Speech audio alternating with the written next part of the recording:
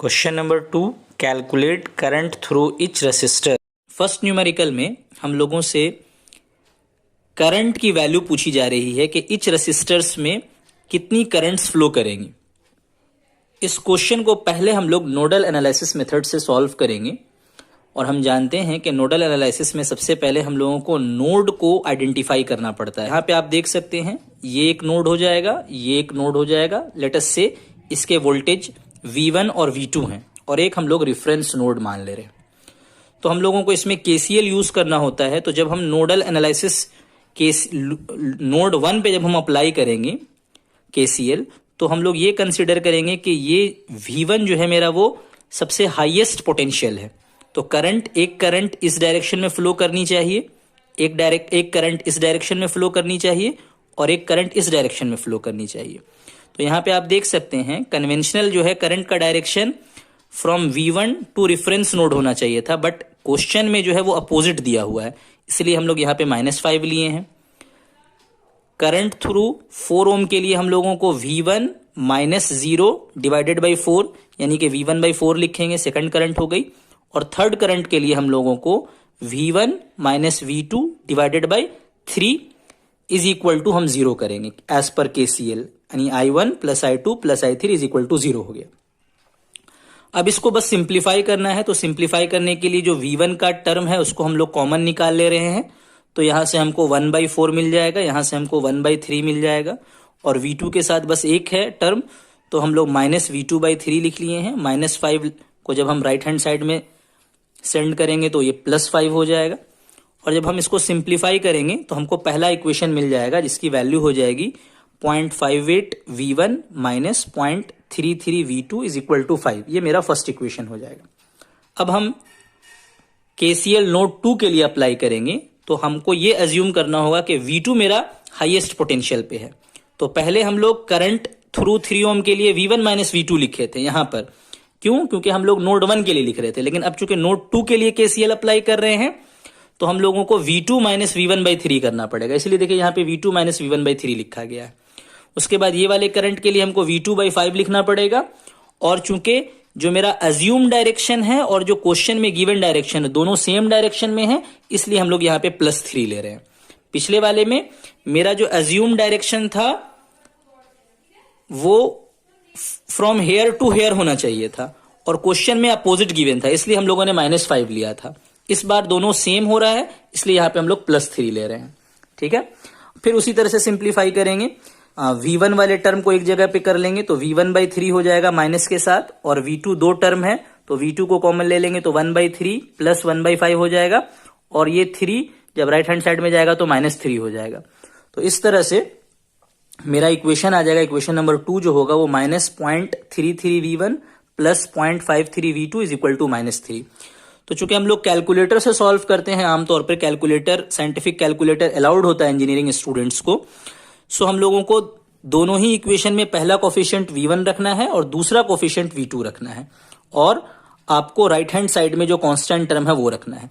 जब आप कैलकुलेटर से इन इक्वेशंस को सॉल्व करेंगे तो आपको V1 की वैल्यू आ जाएगी 8.36 वोल्ट और V2 की वैल्यू आ जाएगी -0.45 वोल्ट। हमको माइनस से पैनिक नहीं होना है। माइनस का मतलब ये हुआ कि मेरा जो हम लोगों ने V2 को हायर पोटेंशियल पे माना था वो गलत है। एक्चुअली में ये जो यहां पर का जो पोटेंशियल है वो हायर पोटेंशियल है, ये 0.45 है। ठीक है, तो हम लोग इसको माइनस ही लेके चलेंगे। अब हमको करंट थ्रू 4 ओम निकालना है, तो हम क्वेश्चन सर्किट को देख सकते हैं। करंट थ्रू 4 ओम निकालने के लिए क्या करना पड़ेगा? हमको V1/4 करना पड़ेगा। तो देखिए हम लोगों ने V1/4 किया है तो वो 8.36 divided by 4 is equal to 2.09 आ गया। तो ये वाली ब्रांच की करंट हमको मिल गई, फ्रॉम टॉप टू बॉटम आ रही है और इसकी वैल्यू है 2.09। ये वाली करंट की वैल्यू है 2.09 एम्पेयर। ठीक है, उसके बाद I3, तो I3 में तो अब हम लोगों को दोनों बार अलग अलग फॉर्मूला माना था हम लोगों ने, लेकिन जब हम ऑलरेडी निकाल चुके हैं वैल्यू तो हमको पता है कि V1 बड़ा है। तो एक्चुअली में करंट की डायरेक्शन जो है वो फ्रॉम V1 टू V2 है, from higher potential to lower potential. तो हम लोगों को क्या लेना पड़ेगा? 8.36 माइनस ऑफ माइनस, यानी कि एक्चुअली में ये दोनों प्लस हो जाएगा डिवाइडेड बाई 3। तो जब आप सिंप्लीफाई करेंगे तो आ जाएगा 2.94। उसके बाद फाइनली जो है लास्ट करंट का वैल्यू निकालने के लिए हम पहले भी बता चुके हैं कि करंट का डायरेक्शन ऊपर से नीचे नहीं होगा, माइनस होने की वजह से करंट जो है वो इस डायरेक्शन में फ्लो करेगी और उसका वैल्यू हो जाएगा V2/5 माइनस 0.09। माइनस 0.09 का मतलब क्या हो गया कि आपके एजम्पशन के हिसाब से करंट ऊपर से नीचे की तरफ फ्लो होनी चाहिए थे, बट करंट एक्चुअली में नीचे से ऊपर की तरफ जा रही है, जिसकी वैल्यू 0.09 एम्पेयर है। तो ये 0.09 एम्पेयर आ गया और ये वाली करंट जो है वो 2.94 एम्पेयर आ गया। सेम उसी न्यूमेरिकल को हम लोग सेकंड मेथड मेश एनालिसिस से ट्राई कर रहे हैं। तो मेश एनालिसिस में हम लोगों को लूप आइडेंटिफाई करना होता है। तो यहां पे हम देख सकते हैं कि यहां पे टोटल 3 लूप है, loop number 1, loop number 2, loop number 3। तो लकीली इस बार क्या है कि आपको लूप नंबर 1 की करंट I1 जिसको आप मान सकते थे, I1 की वैल्यू गिवन है 5 एम्पेयर, उसी तरह से I3 की वैल्यू 3 एम्पेयर गिवन है और उसका डायरेक्शन भी क्वेश्चन में गिवन है, आपको उसके साथ छेड़छाड़ नहीं करना है। अब हमको सिर्फ I2 को फाइंड आउट करना है। तो हम लोग कोई एक डायरेक्शन मान लेते हैं कि करंट मेरा इस तरह से क्लॉकवाइज डायरेक्शन में फ्लो करेगा। आप अपोजिट भी ले सकते हैं, अगर आपका अजम्पशन गलत होगा तो करंट का डायरेक्शन नेगेटिव में आएगा। अब हम लोग लूप 2 में केवीएल अप्लाई करेंगे। जैसा कि हम जानते हैं मेश एनालिसिस में केवीएल लगाया जाता है और नोडल एनालिसिस में केसीएल लगाया जाता है। तो हम लोग देख रहे हैं यहां पर से इस ब्रांच में जो ड्रॉप होगा वो 3I2 होगा और इस ब्रांच में जो ड्रॉप होगा वो 5 इंटू इस ब्रांच में क्या क्या करंट फ्लो कर रहा है, तो I2 इस तरह से और I3 ऊपर की तरफ, ठीक है ना। तो I2 माइनस I3 और I3 का वैल्यू तो क्वेश्चन में गिवन है 3, तो डायरेक्ट हम लोग पुट कर दिए यहां पे 3। उसी तरह से फिर 4 वाले ब्रांच में I2 जो मेरा एक्चुअल डायरेक्शन है, I2 को पॉजिटिव ही लेना है क्योंकि हम लोग लूप 2 के लिए लिख रहे हैं। तो जिस लूप के लिए आप लिख रहे हैं वो वाली लूप करंट हमेशा पॉजिटिव होगी और दूसरी वाली करंट अगर सेम डायरेक्शन में फ्लो करेगी तो पॉजिटिव लेंगे, अपोजिट डायरेक्शन में होगी तो नेगेटिव लेंगे। तो इस बार भी देखिए I2 ऊपर की तरफ जा रहा है लेकिन I1 जो है नीचे की तरफ आ रही है, तो अपोजिट है। इस वजह से हम लोग 4I2 माइनस I1 करेंगे और I1 का वैल्यू क्वेश्चन में ही 5 दिया हुआ, इसलिए मैंने डायरेक्ट 5 लिख दिया। अब इसको जब हम लोग सिंप्लीफाई करेंगे तो 12I2 minus 15 minus 20 is equal to 0। So 12I2 को इज इक्वल टू हम 35 लिख सकते हैं और I2 की वैल्यू 35/12 हो जाएगी 2.92 एम्पेयर। तो इसका मतलब है कि इस क्वेश्चन में आपको ये वाला करंट पता चल गया 2.92 एम्पेयर 3 ओम वाले ब्रांच में। जब हमको मिडिल वाला करंट पता चल गया है और ये टोटल 5 एम्पेयर है तो हम लोग केसीएल लगा के ये वाला करंट निकाल सकते हैं। 5 माइनस 2.92 कर देंगे, 5 माइनस 2.92 कर देंगे तो हमको 2.08 एम्पेयर आ जाएगा, यानी कि करंट थ्रू 4 में हमको निकल जाएगा 2.08 एम्पेयर।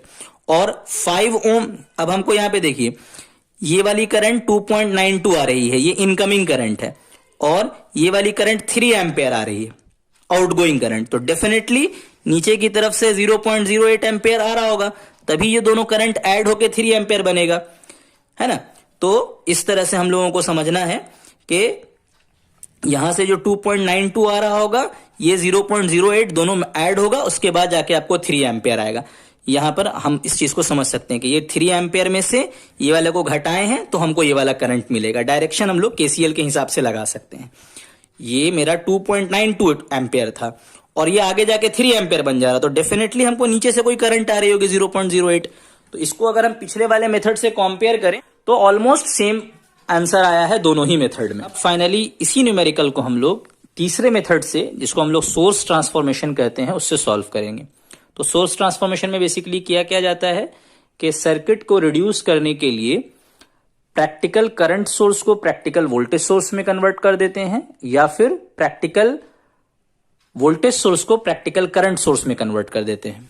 तो यहां पे आप देख सकते हैं कि ये दोनों मिलके एक प्रैक्टिकल करंट सोर्स बना रहा है और ये दोनों मिलके प्रैक्टिकल करंट सोर्स बना रहा है। तो इन दोनों ही को हम लोग प्रैक्टिकल वोल्टेज सोर्स में कन्वर्ट कर देंगे इस तरह से कि V is equal to IR होना चाहिए। तो यहां पे देखिए V का वैल्यू 5 इंटू 4 20 हो जाएगा और पोलरिटी इस तरह से लेनी है कि जो एरो का डायरेक्शन होगा वहां पे हम लोग को प्लस लेना है, देख रहे हैं आप।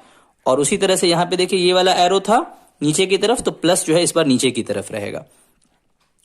और मैग्नीट्यूड इसका भी 5 इंटू 3 15 वोल्ट हो जाएगा। और रेसिस्टर की वैल्यू सेम रहेगी, पहले वो पैरेलल में था, अब इसके साथ सीरीज में हो जाएगा, अब इसके साथ सीरीज में हो जाएगा, 3 ओम एज इट इज रह जाएगा। तो ये एक सिंगल लूप का सर्किट बन जाएगा जिसमें हम लोग आसानी से करंट की वैल्यू कैलकुलेट कर सकते हैं। तो हम इसमें केवीएल लगा दे रहे हैं तो हम लोग आसानी से लिख सकते हैं 4 + 3 + 5, यानी कि डायरेक्ट ऐड करके हम 12y लिख दिए। चूंकि नेगेटिव पोलरिटी मिल रहा है तो -15, और उसके बाद इसका भी नेगेटिव मिल रहा है तो -20। तो इस तरह से हम लोगों को 35 हो जा रहा है। तो हम I = 35/12 लिख सकते हैं, जिसको सिंप्लीफाई करने के बाद I का वैल्यू 2.92 एम्पियर आ जाएगा।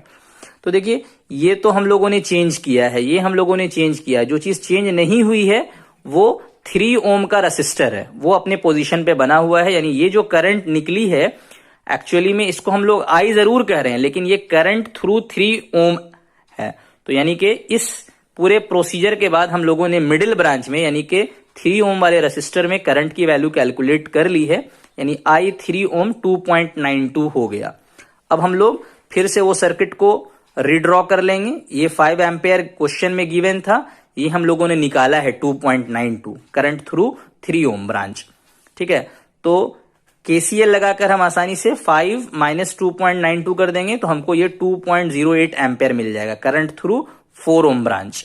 ठीक है, उसी तरह से यहां से देखिए इनकमिंग करंट है 2.92 और ये आउटगोइंग करंट है 3 एम्पेयर। तो डेफिनेटली यहां पर से हमको कुछ करंट फ्लो कर रही होगी, तो उस करंट का वैल्यू हम लोग आसानी से 3 - 2.92 करेंगे तो 0.08 एम्पेयर आ जाएगा फ्रॉम डाउन टू अप।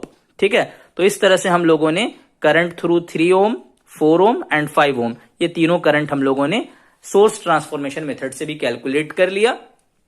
और तीनों ही मेथड से, वेदर इट इज नोडल और मेश और सोर्स ट्रांसफॉर्मेशन, हम लोगों को सेम आंसर आया है। तो होप आप लोगों को ये तीनों ही मेथड्स समझ में आए होंगे।